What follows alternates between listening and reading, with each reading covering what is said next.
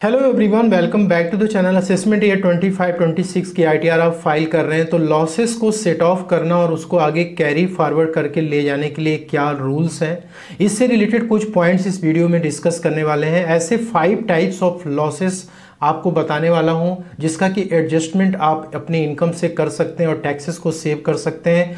यदि कुछ लॉसेस आपके बच जाते हैं सेट ऑफ करने के बाद तो उसको कैरी फॉरवर्ड करने के लिए क्या रूल्स हैं और कितना मैक्सिमम नंबर ऑफ ईयर्स तक इन लॉसेस को कैरी फॉरवर्ड किया जा सकता है। और नेक्स्ट पॉइंट ये है कि आप अपनी आईटीआर को यदि ड्यू डेट के पहले फाइल करते हैं तो ये जो लॉसेस आप कैरी फॉरवर्ड करके ले जा रहे हैं उसके ऊपर उसका इम्पैक्ट क्या पड़ता है। तो इन सब बातों को इस वीडियो में आज आपको सीखने और समझने को मिलने वाला है जो कि आपके आईटीआर फाइलिंग में बहुत ही हेल्प करने वाला है। तो सबसे पहला जो लॉस है वो है losses from house property. House property में आपको दो तरीके से लॉस हो सकती है। पहला तो ये हो गया कि आपने यदि होम लोन लिया हुआ है और उसका इंटरेस्ट आप क्लेम कर रहे हैं तो जनरली लेट आउट प्रॉपर्टी के लिए तो कोई दिक्कत नहीं है कि जो आपकी रेंटल इनकम होती है उसी से आप इंटरेस्ट ऑन होम लोन को एडजस्ट कर देते हैं। कभी कभी इंटरेस्ट के अमाउंट ज़्यादा हो जाते हैं तो उस केस में लॉसेस निकल के आते हैं। और दूसरा होता है सेल्फ ऑक्युपाइड प्रॉपर्टी, तो इसमें इंटरेस्ट ऑन होम लोन का पूरा जो अमाउंट होता है दोस्तों लॉस की तरह ही ट्रीट किया जाता है। तो ये लॉसेस सेक्शन 71B के अकॉर्डिंग सेट ऑफ किया जाता है। अब इसमें क्या रूल्स है, तो यदि आपको हाउस प्रॉपर्टी में लॉस हो रखी है तो सैलरी इनकम को छोड़कर आप अदर किसी भी हेड से ये एडजस्ट हो सकता है। तो लॉसेस आपकी चाहे जो भी हो उसको सेट ऑफ करने के लिए क्या रूल्स हैं ये डिपेंड करता है कि आप अपनी आईटीआर को कौन से रेजिम में फाइल कर रहे हैं। यदि आप ओल्ड टैक्स रेजिम में फाइल करते हैं तो लेट आउट प्रॉपर्टी मतलब कि रेंटेड प्रॉपर्टी और सेल्फ ऑक्युपाइड प्रॉपर्टी दोनों के लिए ही बेनिफिट यहाँ पे आप ले सकते हैं। अब देखिए, यदि कोई प्रॉपर्टी लेट आउट नहीं है, ठीक है, आप उस प्रॉपर्टी में खुद रहते हैं, सेल्फ ऑक्युपाइड प्रॉपर्टी है और ओल्ड टैक्स रेजिम में आईटीआर फाइल कर रहे हैं आप, तो मैक्सिमम 2 लाख रुपीस तक का ही लॉस यहाँ पे एडजस्ट हो सकता है। अब 2 लाख रुपए का इंटरेस्ट ऑन होम लोन आपने दिखा दिया और वो आपकी सैलरी इनकम को छोड़कर अदर इनकम से एडजस्ट हो गई और उसके अलावा भी आपके कुछ लॉसेस अभी भी पेंडिंग पड़े हुए, तो वो जो रिमेनिंग लॉसेस आपके हैं वो कैरी फॉरवर्ड होके 8 असेसमेंट ईयर तक जाएंगे। और जब नेक्स्ट ईयर दोस्तों ये लॉसेस जाएंगे तो उस केस में सिर्फ और सिर्फ हाउस प्रॉपर्टी से जो इनकम आपकी होगी नेक्स्ट ईयर उसी से ही ये लॉस एडजस्ट होगा। लेकिन यदि आप अपनी आईटीआर को न्यू टैक्स रेजिम में फाइल करते हैं तो उस केस में सेल्फ ऑक्युपाइड प्रॉपर्टी में जो भी आपके इंटरेस्ट ऑन होम लोन उसकी कोई बेनिफिट नहीं मिलेगी, आपको सिर्फ लेट आउट प्रॉपर्टी के लिए मिलेगी। अब लेट आउट के केस में जो भी आपकी रेंटल इनकम हो रही है उससे जो भी इंटरेस्ट ऑन होम लोन आप पे किए हैं उससे वो एडजस्ट होगा। और यदि कुछ रिमेनिंग आपके बच जाते हैं इंटरेस्ट का अमाउंट जिसको कि लॉस की तरह भी आप बोल सकते हैं, तो वो लॉस दोस्तों किसी दूसरे हेड ऑफ इनकम से एडजस्ट नहीं होगा। अब वो लॉस कैरी फॉरवर्ड होकर के नेक्स्ट ईयर जाएगा, अगले 8 असेसमेंट ईयर तक कैरी फॉरवर्ड होता रहेगा और जब हाउस प्रॉपर्टी की इनकम होगी तो उससे ही एडजस्ट होगा। तो ये है ड्रॉबैक न्यू टैक्स रेजिम का। ओल्ड टैक्स रेजिम में तो फिर भी आप सैलरी इनकम को छोड़ के बाकी अदर इनकम से एडजस्ट करा पाते हैं, लेकिन न्यू टैक्स रेजिम में ये फैसिलिटी नहीं है। लॉसेस को कैरी फॉरवर्ड करने की जो फैसिलिटी है चाहे ओल्ड टैक्स रेजिम हो या न्यू टैक्स रेजिम हो, ये आपको मतलब ड्यू डेट के पहले आप अपनी आईटीआर को फाइल करते हैं तो भी आपको ये बेनिफिट मिलेगी। यदि आप ड्यू डेट के बाद आईटीआर को फाइल करते हैं तो भी आप लॉसेस को कैरी फॉरवर्ड करके ले जा सकते हैं। और नेक्स्ट यहाँ पे है बिजनेस लॉस जिसको कि नॉन स्पेकुलेटिव नेचर में रखा गया है। अब इस बिजनेस लॉस में एक नॉर्मल बिजनेस भी हो सकती है या फिर दोस्तों फ्यूचर एंड ऑप्शंस की जो ट्रेडिंग आप करते हैं उसको भी इसी कैटेगरी में रखा गया है। अब एफएनओ में जो भी लॉसेस आपको हो रखे हैं सेक्शन 72 क्या कहता है सेट ऑफ करने के लिए कि आप इस लॉसेस को सेट ऑफ कर सकते हैं किसी भी इनकम से सिर्फ सैलरी और कैपिटल गेन की इनकम को छोड़कर। अब सैलरी हो, कैपिटल गेन चाहे म्यूचुअल फंड, शेयर मार्केट या फिर दोस्तों प्रॉपर्टी को बेच करके कैपिटल गेन हुआ है तो उससे ये लॉसेस एडजस्ट नहीं होंगे। और बाकी जो रिमेनिंग आपकी इनकम है जैसे हाउस प्रॉपर्टी की इनकम हो गया या स्पेकुलेटिव इनकम हो गया, जैसे इंट्राडे वगैरह ट्रेडिंग आप कर रहे हो उससे आपको इनकम हो गया, तो भी ये बिजनेस के लॉसेस एफएनओ के लॉसेस एडजस्ट हो सकते हैं। अब जो रिमेनिंग लॉसेस आपके बच जाते हैं वो लॉसेस आपके 8 असेसमेंट ईयर तक कैरी फॉरवर्ड होकर के जाएंगे और नेक्स्ट ईयर यदि आपको F&O में प्रॉफिट हो जाती है या फिर नॉर्मल बिजनेस में प्रॉफिट हो जाती है तो ये लॉसेस आपके एडजस्ट हो जाएंगे नेक्स्ट ईयर। ठीक है, अब यहाँ पे ओल्ड टैक्स रेजिम और न्यू टैक्स रेजिम दोनों में ही ये बेनिफिट आपको मिलती है सेट ऑफ करने की और कैरी फॉरवर्ड करने की। और दोस्तों यहाँ पे इंपॉर्टेंट क्या है, आपको ध्यान देना कि यदि बिजनेस लॉस आपको हो रखा है तो आपको अपनी ITR ड्यू डेट के पहले फाइल करनी है। ठीक है, नॉन ऑडिट केस के लिए 15 सितंबर डेट बढ़ा दिया गया है और ऑडिट केस के लिए 31 अक्टूबर। ठीक है, तो इस ड्यू डेट के अंदर यदि ITR को फाइल करते हैं तो आप इस लॉसेस को जो कि सेट ऑफ होने के बाद बच जाता है जिसको कैरी फॉरवर्ड करना है उसको आप कर सकते हैं। जो थर्ड टाइप का लॉस है वो है speculative business loss. Speculative business loss में जैसे आप इंटरडे ट्रेडिंग करते हैं शेयर मार्केट में तो उसको इस कैटेगरी में रखा गया। और सेक्शन 73 का जो सेट ऑफ का रूल्स ये कहता है कि यदि आपको स्पेकुलेटिव नेचर में बिजनेस लॉस हो रखा है तो आप उसको सिर्फ और सिर्फ स्पेकुलेटिव बिजनेस इनकम से ही एडजस्ट कर सकते हैं।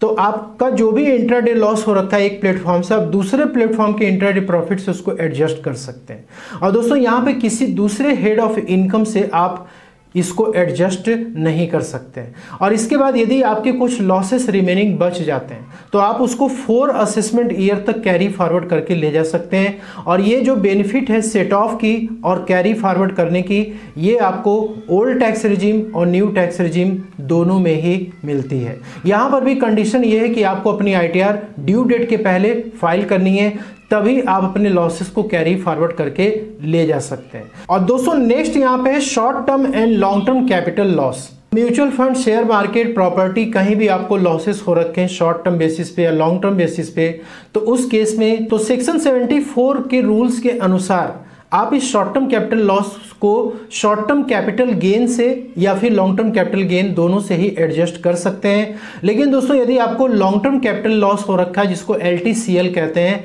ये सिर्फ और सिर्फ लॉन्ग टर्म कैपिटल गेन से ही एडजस्ट होगा। अब यहाँ पे जो शॉर्ट टर्म कैपिटल लॉस है या फिर दोस्तों लॉन्ग टर्म कैपिटल लॉस है, यदि एडजस्टमेंट करने के बाद यदि कुछ अमाउंट आपकी शेष रह जाती है, रिमेनिंग रह जाती है, तो वो कैरी फॉरवर्ड होकर के जाएगी 8 असेसमेंट ईयर तक। और ये जो सेट ऑफ है ओल्ड टैक्स रेजिम और न्यू टैक्स रेजिम दोनों में ही आप कर सकते हैं। और इसके बाद यहाँ भी कंडीशन ये है कि आपको अपनी ITR ड्यू डेट के पहले फाइल करनी है। और दोस्तों लास्ट है losses from owning and maintaining horse races.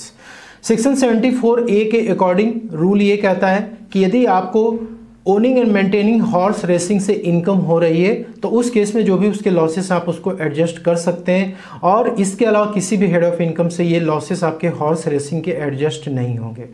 तो यहाँ पर भी यदि कुछ लॉसेस रिमेनिंग हो जाते हैं तो ये 4 असेसमेंट ईयर तक कैरी फॉरवर्ड होकर के जाएंगे। और सेट ऑफ करने की जो फैसिलिटी है वो old tax regime new tax regime दोनों मिलती है, कैरी फॉरवर्ड की भी फैसिलिटी मिलती है। लेकिन यहाँ पर भी कंडीशन ये है कि आपको अपनी ITR ड्यू डेट के पहले फाइल करनी है।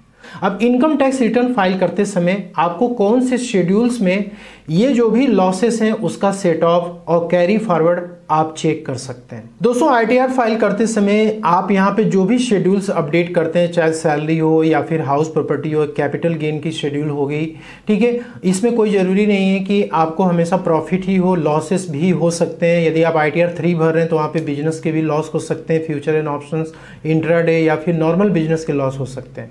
तो देखिए ये जो भी शेड्यूल्स आप अपडेट करते हैं, यहाँ पे 3 शेड्यूल्स जो है बहुत ही इंपॉर्टेंट है।